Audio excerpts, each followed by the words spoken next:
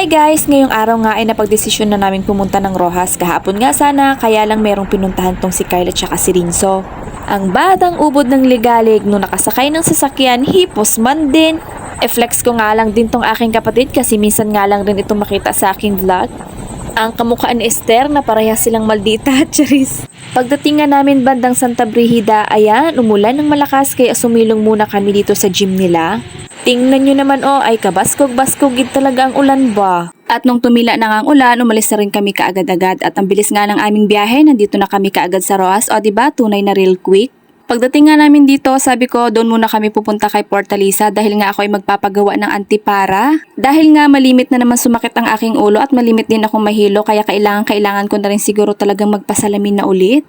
At ito na nga, nandito na kami sa clinic ni Fortaleza. Pagdating ko nga doon, namili agad ako ng aking magiging salamin. After ko ngang makapili, ayan, titingnan na ni Doc kung ano nga ba ang sukat ng aking mata, kung tumaas ba o bumaba na ang grado kasi dati ang taas-taas talaga dahil nga ako daw ay astigmatism. At habang chinecheck nga ni Doc ang aking mata, tinampuyong pa ako ng aking kapatid. Ewan ko ba kung bakit niya ako tinampuyong dyan? After nga ma-check ni Doc ang aking mata, sabi niya nga astigmatism nga ako at ang taas-taas daw ng grado ng aking kanang mata. Oh my G, sabi ni Doc, 200 daw ang taas ng grado ng aking kanang mata at ang kaliwa naman daw ay 75. Kaya ayan, sinukatan na rin ako kaagad-agad. Binibiro pa nga ako ng aking kapatid dyan dahil ang sabi niya yan na lang daw yung aking salamin. Pwede naman, kaya lang ang bugat-bugat man. Hindi na nga pumasok si mama dito sa loob dahil itong bata nga nito ay napakakulit. Baka kung ano pa ang mangyari dito sa loob at makabasag pa nga.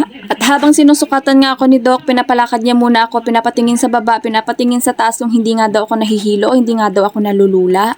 Nung okay na at nabigyan na nga ako ng resibo ni Doc, umalis na rin kami kaagad-agad dahil isang linggo pa nga daw bago makuha itong salamin. Meron pa ang pahabol itong aking kapatid, may pagposing-posing pa nga siya dito sa salamin. At nung okay na nga ang lahat, dumiretso kami dito sa Kemari at dito na nga lang kami mag-grocery.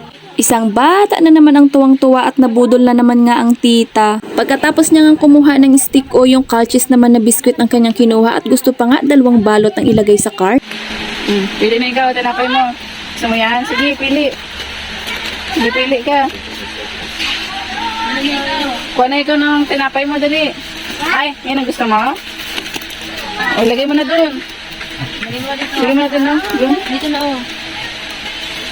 yan lang.